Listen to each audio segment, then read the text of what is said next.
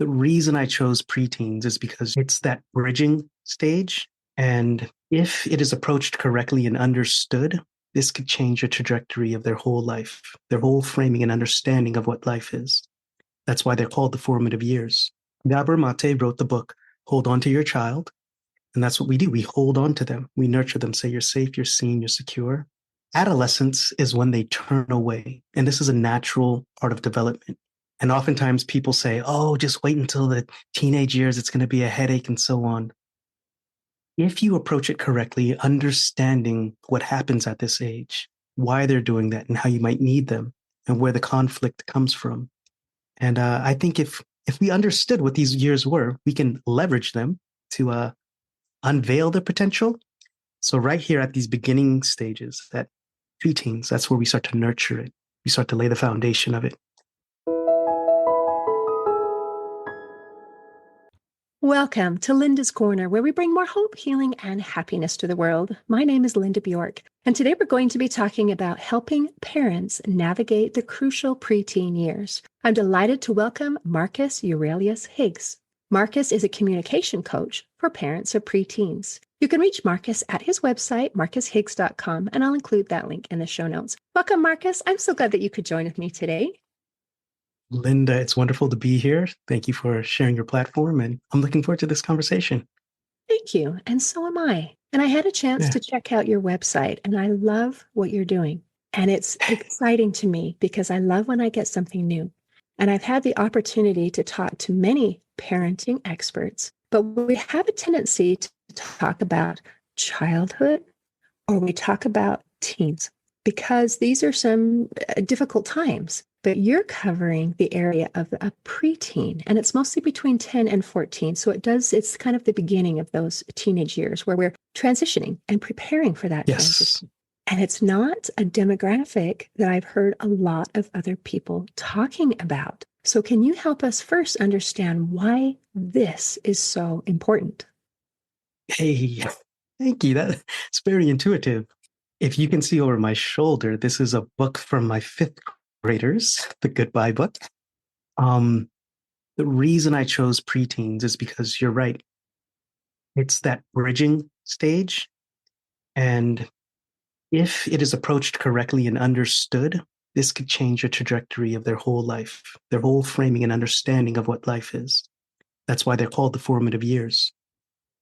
Gabor Mate wrote the book, Hold On to Your Child. And that's what we do. We hold on to them. We nurture them, say you're safe, you're seen, you're secure. Adolescence is when they turn away. And this is a natural part of development. And oftentimes people say, oh, just wait until the teenage years. It's going to be a headache and so on. If you approach it correctly, understanding what happens at this age, again, understanding your audience. I'm a communication coach, right? If you understand what their needs are, why they're doing that and how you might need them and where the conflict comes from, you can actually leverage that. And there's a second book I do love to read by Eleanor Galansky, and it's called The Breakthrough Years. Adolescence is a time of excitement, of joy, of new wonder, of risk-taking. Just you can do it, healthy risk-taking.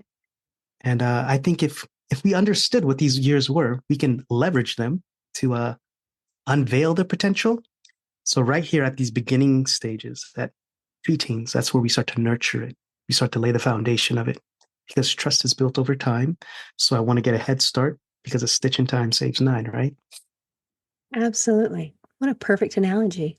And I love you're talking about how this affects the trajectory and how important it is to understand the normal and natural transition so that it doesn't slap you upside the head. Say, this is what is supposed to happen. Kids are supposed to change from turning toward parents and family to working outward. And if you think of it through the development of a person, we know that that is necessary so that we can become our own individual, to move out, to move on, to take care of our own selves. And yet that transition, that change time can be really bumpy.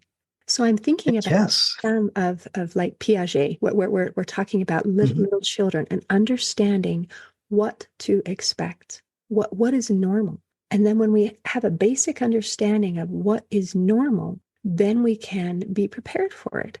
So let's talk about, Mhm. you mentioned that turning outward, and what are some other things that are normal and natural that we need to become aware of so that we can address it and work within that framework? Sure. The analogy that I do use is a wall of ice, and that's an acronym ICE. So as their role changes from child to adolescence, that's that awkward stage of I'm not an adult. I want to still be a child, but I don't know what's expected of me.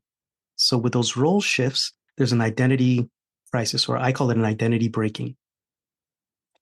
Identity breakings happen at all stages of life. That's how we grow. That's how we understand our identity. You're challenged, and life asks of you, who are you? And you answer, I, I am. But this is the first time they're experiencing this. So that's why, they don't know this, they don't have the skills to manage this yet. The second thing is collaborative mistrust. If you're their parent, everything that you've said has been the gospel. Life is black and white for them. But as they start to gain new perspectives of life, new ideas and new outlooks on life, they're like, well, everything you said is not true. And they don't know what nuance is. That comes later on in life, about 18 years old. So that's why there's mistrust, or, hey, I got to explore this thing for myself. I got to understand this for myself. That's why they're looking to peers or other trustworthy present adults in their life. They're not always trustworthy, but they're looking for other adults or looking for other perspectives. And the third challenge is emotional management. Biologically, there's a dump of chemicals in them. And actually, again, this is what biology wanted, because all these new experiences, it's informing them, okay, you want to pursue this, you don't want to pursue this. So the highs are high and the lows are low in regards to the emotion. But again, if they don't have the vocabulary, emotional vocabulary, or the skills to manage it, that's why they're all over the place. Now, I'm a communications coach, and I address these challenges with communication. Yeah. Wow. Okay. And as you're explaining these, I don't know if you've already seen the new Pixar movie Inside Out 2, that that I is wanted to, really yeah, quite I'm going, a beautiful explanation of what you're doing here. And so yeah, yeah, inside her mind, she has these little emotions, and they have it switch into, starting puberty. And when anger tries to very gently touch it, the big blow up of anger comes out. And he's like, I just touched it just barely. And of some yeah, sadness, and they barely try to touch it in something big. And it was a really sensitive. cute representation of, I just barely touched it. I don't know what's happening here. Uh, So let's go through each of these. We need to talk about now. I guess we'll go backwards if it's okay, since we're talking about emotion. Wherever you want to go. Yeah. Recognizing that this is going to happen, that I have a dump of chemicals. That's Mhm. physiological. That's not just Yeah. because I decided to wake up and be a jerk one day. So how do I help my teen or my preteen be able to manage these emotions? Sure. You know what? Even the first step, understanding that this is something physiological, or understanding it's going to come, and validating it. Hey, I see you're having a big emotion. And right now you do feel discombobulated. Acknowledging it and understanding why goes a long way, as opposed to invalidating it. Oh, you're going through hormones and you're just being a teenager. It's kind of a write off. So, first of all, acknowledging it. Second is, the bigger your emotional vocabulary is, the better you can manage it. Also, what gets mentioned gets managed. That's from Brene Brown. So, watching movies like Inside Out, having conversations about what you're feeling. Remember, all emotions are valid, not all behaviors. So that is to say, I see why you're feeling that. I understand why. Walk with them inside their mind. Actually say, okay, or invite them in a conversation to tell me what you're feeling. Some as colors. Some people might see it as sensations. Some people might express it in words. But give them a way for them to express what's going on in them, or the tools to express. Um, those are three things that come to mind right off the bat. In the work that I do in the show up framework, and we can get to that later on, it's the parent actually modeling. Because I work one to one with parents. I'm a life coach with parents, speaking about the most thing that's relevant to them, their preteen. So another way in which you can reach them is by modeling. You can't be what you can't see. So those are four ways that come to mind of how to manage or help them manage emotions. Wow. And that is so important. And I knew this was going to come up because it always does. In parenting, we often hope that someone is going to give us a magic wand or a magic pill, and then we give it to our child, and all of a sudden they are happy all the time and they do everything that we say. And parenting doesn't work that way. No. And working with kids doesn't work that way. It doesn't start with fix my kid. It starts with how can I be a good parent? And it makes a difference. And I loved in the example that you started with how to recognize, acknowledge, and validate. And you gave me two different approaches where, in some ways, they were similar, both acknowledging, hey, you're a teenager, you are having some big emotions. But one way of saying that same phrase was validating and saying, hey, you are feeling some big emotions. Let's work with this. And the other was, oh, you're just being a teenager. You're so emotional, Yeah. which is in many ways saying the same thing, but making it very negative rather than saying, oh, let's acknowledge what's going on here and let's work with it. And then if I get a response that I don't like and I fly off the handle and say, oh, don't give me that toot, or have a big emotional outbreak, what I'm Mm-hmm. saying is, I don't want you to have a big emotional Yeah. outbreak, but I can have a big emotional outbreak. So, Mm. as a parent modeling, we want to say, okay, what I would like to see from you is, yes, you have these feelings. And I loved how you said our emotions, they're fine. We can have all of them. There's nothing wrong with that. It's our Mm. behavior that we have to work with. So I can have this big feeling, but my chosen behavior is going to be to respond in a calm manner. And that can help Mm. deflect. So beautifully, beautifully done. Do we want to cover some of the identity and also the C? I can't remember what the C stood for. Collaborative mistrust. Yeah. Collaborative mistrust. Collaborative. Okay, I got to go there next because what do you mean by collaborative mistrust? Mistrust, Man, and yeah, yeah. There are a few points in the there's a lot to cover here in human development. So let's just keep on going. Collaborative mistrust, when kids are having problems and when adults who've yet to fully understand that part of themselves are having problems, oftentimes they look to themselves. They say, what's wrong with me? That's one. They don't ask for help because they don't know what help looks like. They don't know if they're worthy of help.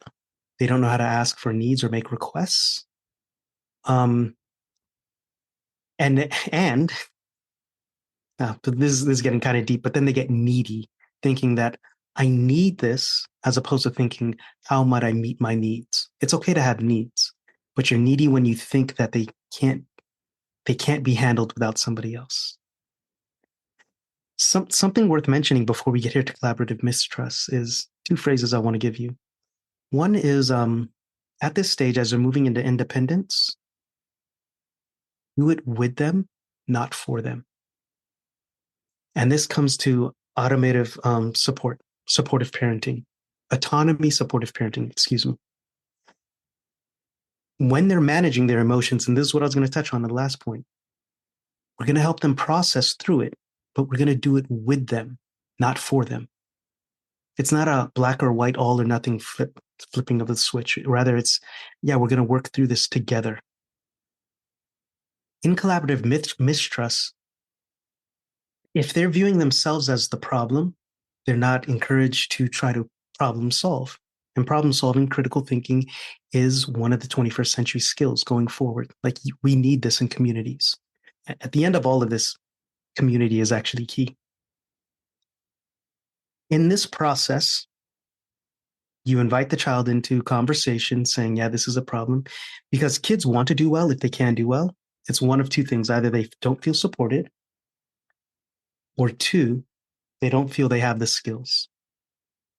A third one is they really don't care, but that's another conversation to have, right? It may not be relevant or of interest to them.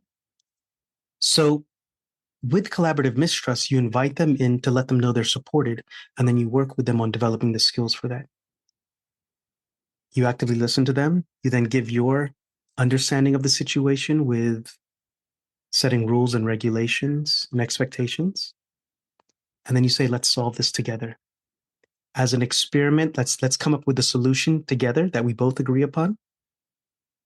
And let's try it for some time. And then we'll come back and we'll reevaluate it. And then we'll change it if we need to. You're teaching them how to actually work with people and that there's people who are on their side. Wow, that is a lot to think about. And those are a skill set that I haven't really pondered. So, as we're talking about collaborative mistrust, I mean, I'm thinking of most adults who struggle with this same thing. Yeah. So, being able to interact with another person to be able to solve your problems, is that what we're talking about? Being able to feel like I don't have to do this on my own. So, Collaboration. Mm-hmm. as a parent, being able to be be part of our children's support system so they don't just wall us off, because there is a natural tendency to just say, transition from my parents knew everything to my parents know nothing. In there, what happens is, I'll use another metaphor. Imagine you had a house, and every time somebody came over, they would tip over your table, or they would move the pitchers around, and then they would just leave a bad smell and dirt tracked in there, and then they would just leave. I love your face. Your face looks very disturbed, right? Yeah. Now imagine if every time this person came, they helped you straighten up a little bit, mopped up a little bit or so, and maybe they even left a plate of food or something, or some cookies. That's how it is with the conversations that we have with kids. And imagine that room is their house, their mind, their thoughts. Oftentimes we go in there very judgmental and we disrupt things and we flip them. And then when we leave their mind, those comments and those thoughts, they stay there. If that were the case, you wouldn't invite that person back to your house, would you? No. Um, the unfortunate thing is we are the stories we tell ourselves. And the particular challenge with this generation actually is at this stage when they're looking for different points of views and different new perspectives of the world, they're finding it in a screen, and their stories are being formed in the social sphere of social media. Now, I'm not against technology. I love technology, but right at the end of my generation is we noticed an uptick in anxiety in 2020. And that happened when, again, these kids were raised on social media. And because of that, when the screen closes, there's no sense of identity of who am I? What a And scary thought. because, what a scary thought. If there's no sense of identity, the inevitable pressures of life will break you. Because that's how we push back against the stresses of life. It's by saying, oh, yeah, I'm like this. People like me do things like this. Um, that brings us to the first one, identity breaking, right? The first Exactly. Perfect challenge. segue. Man, that Yeah. comment that you made, that the mental image that I have of when the screen closes, I have no identity. No wonder you've always got to be on social media, or else you disappear. What a scary thought. Wow. I mean, when you say it like that, right? Right. I've never heard somebody say it like that in all my interviews. Yeah, you're absolutely right. Or Okay. rather, who are you when the screen closes? And a scary thing about social media is we're very selective about what we put out there. It's not all of us, it's the pieces that we want people to see. And so if I'm trying to maintain a facade of perfection or whatever, that's exhausting. Hey, are you, or speak to your audience, let me explain to them the concept of the shadow self by Carl Jung. If in our daily life, as we're navigating our parents, our circles of faith, our circles of friends, there's something that we're hiding from each of those intersections. And where they all cross over is where the shadow is, the unexplored part of ourselves that we're not sharing. And there's nothing wrong with the shadow. It's just there's a part of us that we don't know yet. And when I say there's no greater privilege than to be who you are, you'll never know what that shadow is unless you are introspective. And I just thought of this as we're having this conversation. There's also that layer of social media. Whereas we're trying to hide this, as you said, because we're putting this facade out there so much, the actual real us, are we ashamed of what is this shadow part here on the other side of the screen? Now, in my show up framework, there is actually an answer to this, but yeah, it's something worth thinking about. Yeah. But before we get to show up, let's talk a little bit about identity then, if that's okay. Yeah, How do I get beautiful. a secure identity? How do I know who I am even when the screen is closed? So, S in the show up framework is it starts with a strong identity. And in my program, that means a specific thing, your virtues and values. My name is Marcus Aurelius. I do practice Stoicism. I grew up I grew up in a community of faith. It was never burdensome. And in my work, I say BYOB, bring your own beliefs. I've taught I've taught around the world, and I've taught in many different circles of faith. Matter of fact, well, I'll just tell you, virtues and values. The virtues are with all humanity. These are 24 virtues that are found in all cultures. It's looking at ancient wisdom and current science, positive psychology. And what the virtues are, in short, are they work for the well-being of the community or the well-being of the individual. Things like creativity, bravery, leadership. And they can be overexpressed or they can be underexpressed.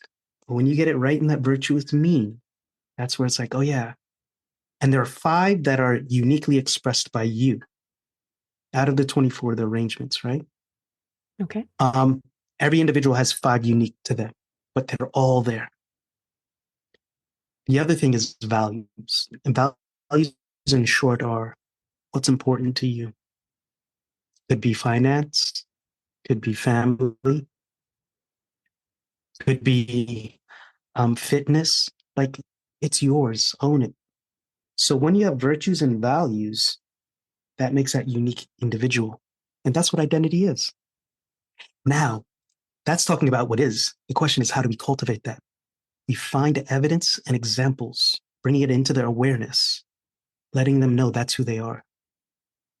What does that look like? You have this podcast, and I assume, I mean, I did just meet you on the podcast, but I assume there's leadership there because you've stuck with it for a long time. You've persevered. So that shows self regulation and that shows social connection. I'm just speaking with you, I'm connected with you, and I know when you're listening, like you're a good communicator. And I just listed 3 virtues of yours and I spoke to those and I gave you solid evidence as to why I believe it. When our conversation ends, you're going to say, oh, yeah, that is like me. Imagine if you were a teenager now Now, wherever you go in the world, somebody spotted that in you and you're like, that is like me.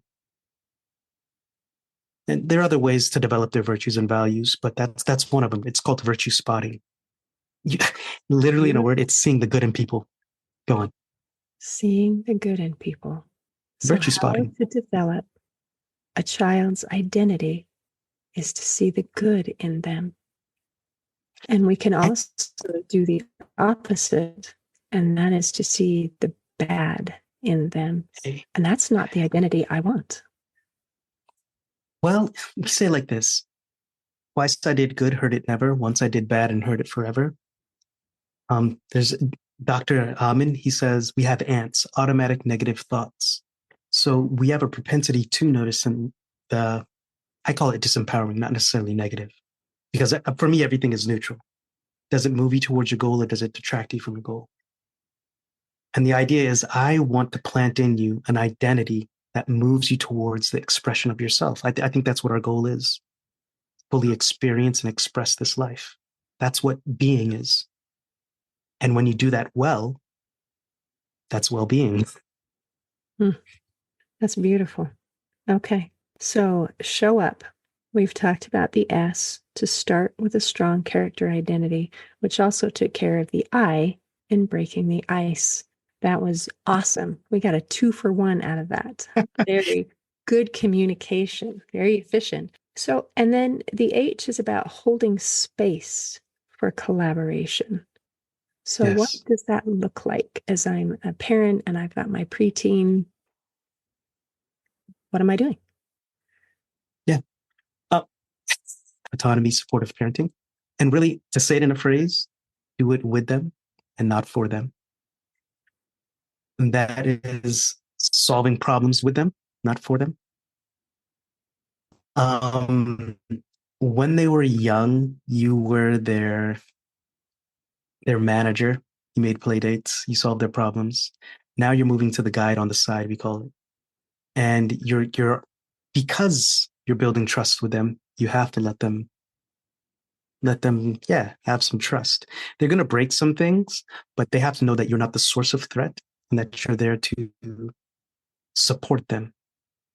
They can still come back for soothing care. They can still be seen by you, but they are supposed to venture off out of safe harbors, take healthy risk, and you're there to support them. That's what it is. And that makes such a difference to be with them and not do it for them. Okay. There's this book, Madeline Levine, called The Price of Privilege. And I mean, it's in the name. One metaphor I wanted to share with you earlier when we were talking about emotions and hardships, a phrase I say is, everything that eventually grows must first break. And we're made stronger in the broken places. That's how muscles develop. That's how an egg, if it breaks from the outside, there's death. If it breaks from the inside, life emerges. And what we're doing in parenting and education, they both, the etymology or the root of the word means to bring forth. That is the assumption. There's something beautiful in there. And all we're doing is just making the space for it to flourish and thrive. We're creating the context for learning to take place. So I guess my first thought is it's not time to be a helicopter parent. It's time to back off and allow my child to grow.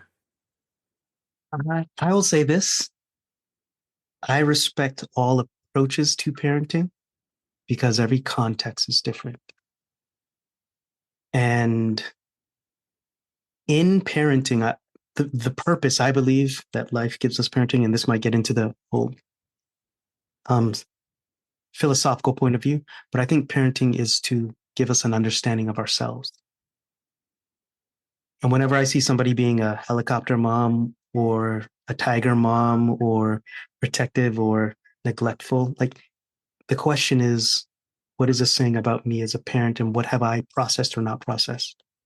And it's not that you're the problem, but it is our responsibility now to take care of it in us, that we might show up for more than one person.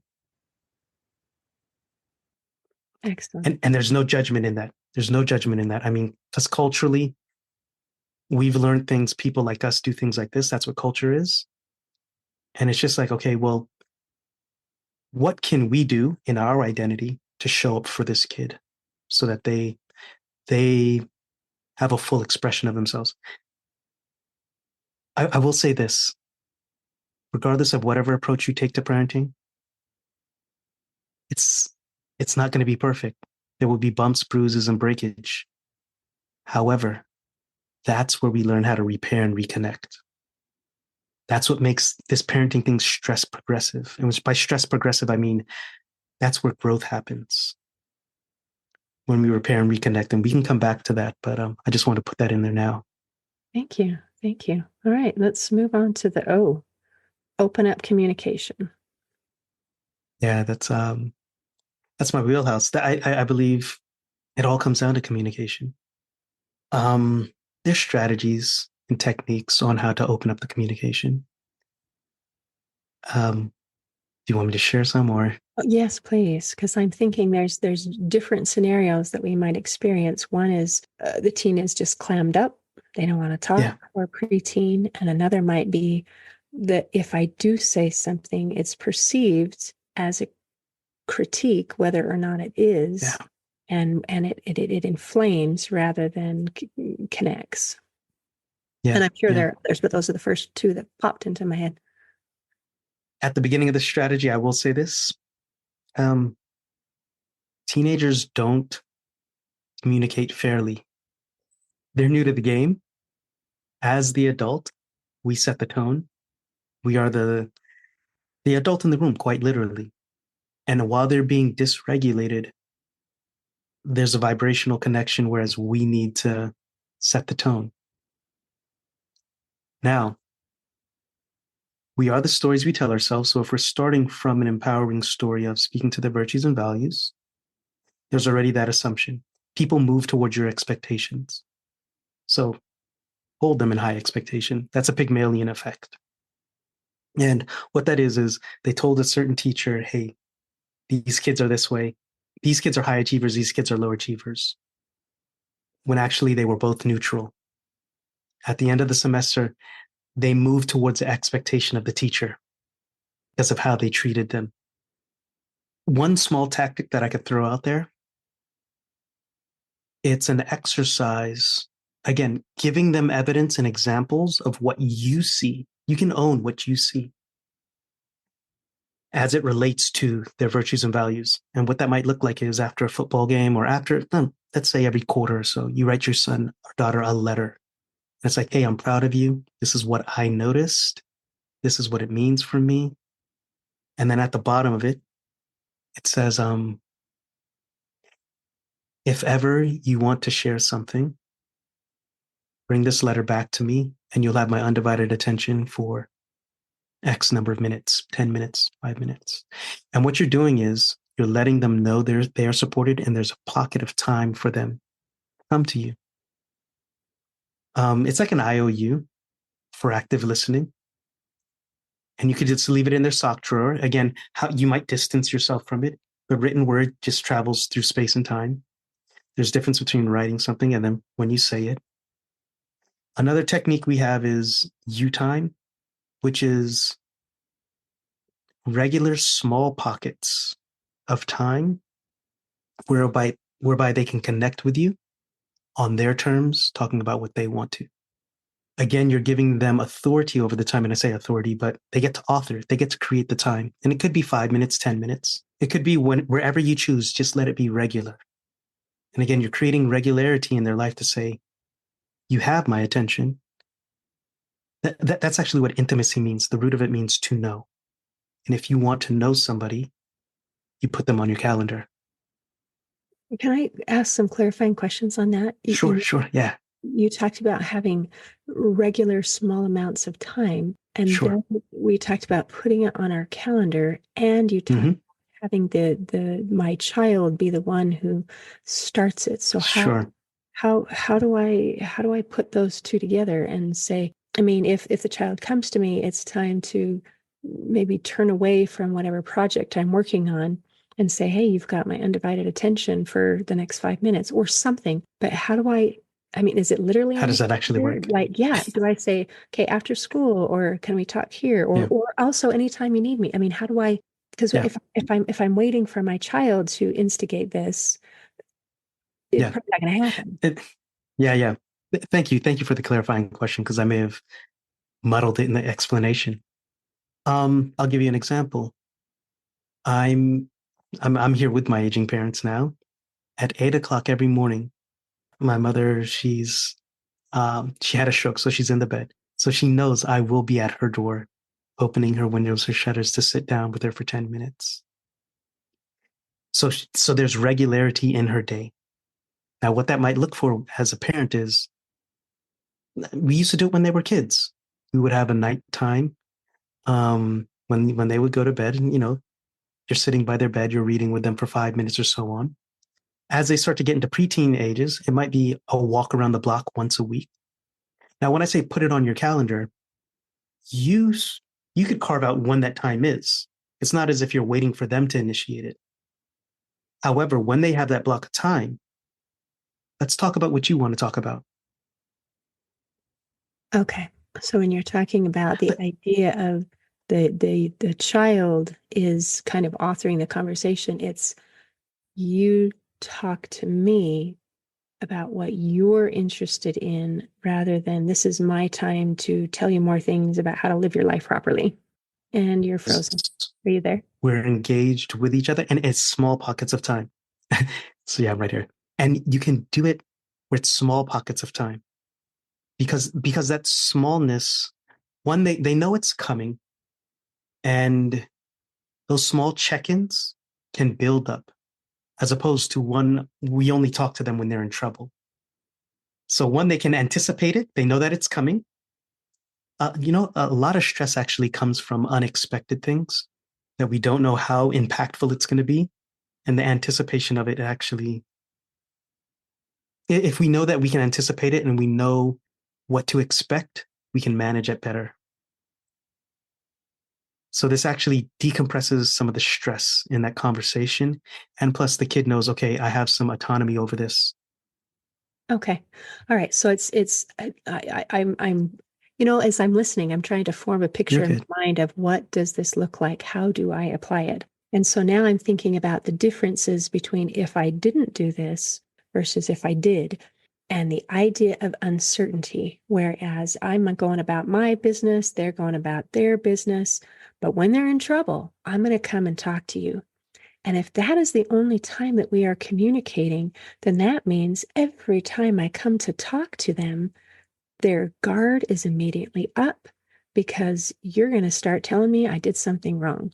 So we're not going to do that. Instead, we have regular, small check-ins. Maybe 5 minutes, maybe however long seems to be right, where this is our time to I'm just going to ask you about your day, or I'm going to make this check-in, or I'm going to do this thing. And then because this is normal, because this is a routine, when I ask, how is your day? Or I ask something, there isn't that fear and that instant shields up response because this is not an unusual situation where I'm afraid about what's going to happen.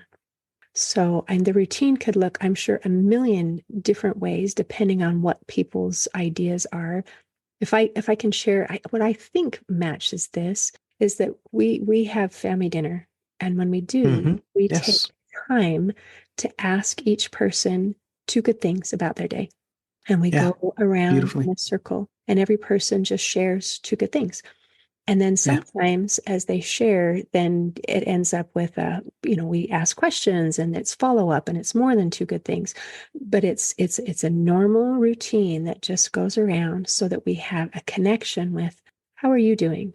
What's going on in your world? I'm here. I listen. I care. Sometimes we clap if somebody accomplished something or we do Yeah. something. Celebrate. So a Yeah. small little ritual that is not scary because I know what's coming. Okay.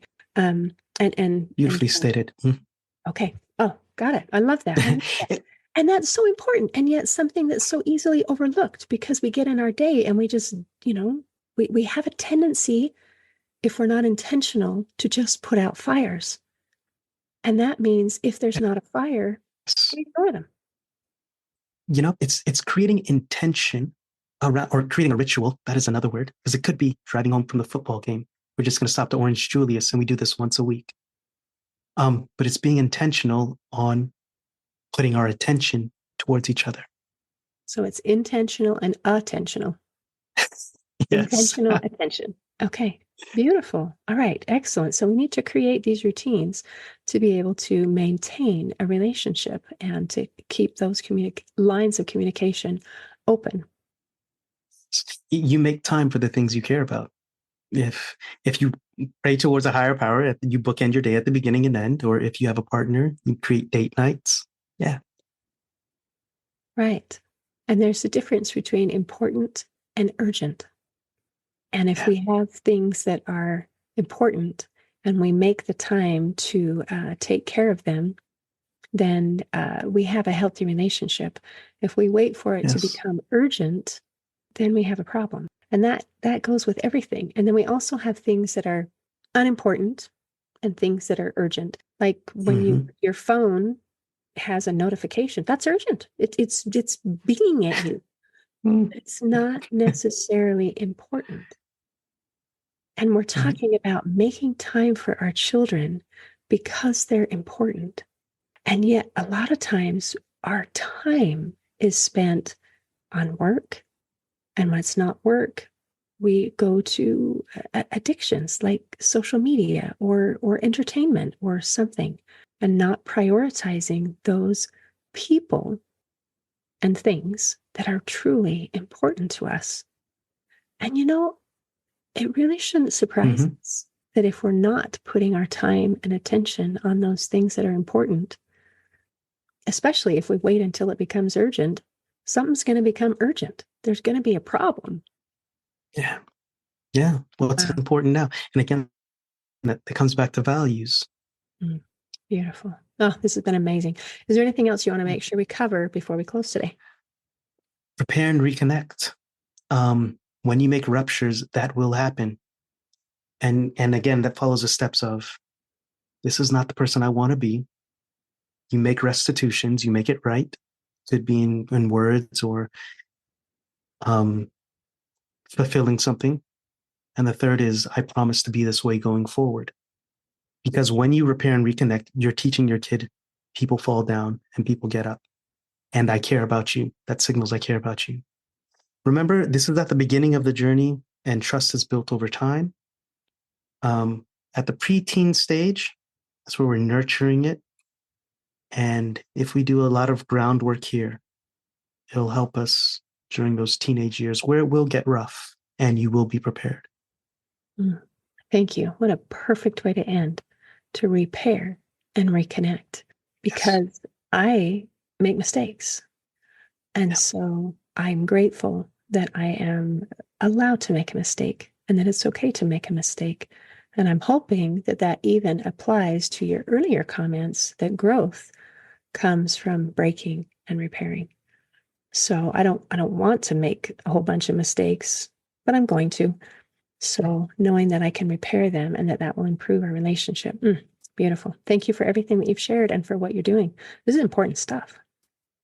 Yes. Thank you for sharing your platform and for helping me understand it. To teach is to learn twice. So, yeah, thank you. And thank you for all the listeners. Appreciate it. In closing, I'd like to share a quote by Tim Elmore. He said, "We have to prepare the child for the path, not the path for the child." Today, I invite parents of preteen children to prepare their children for the path ahead. See you next time on Linda's Corner. Thanks for listening. Please share and subscribe to help us reach new listeners. And if you'd like to heal your life from the inside out, there is a free video series at hopeforhealingfoundation.org. Just click on the free stuff tab. I also invite you to grab a copy of one of my books, like Crushed, A Journey Through Depression, and You Got This, an action plan to calm fear, anxiety, worry, and stress. See you next time on Linda's Corner.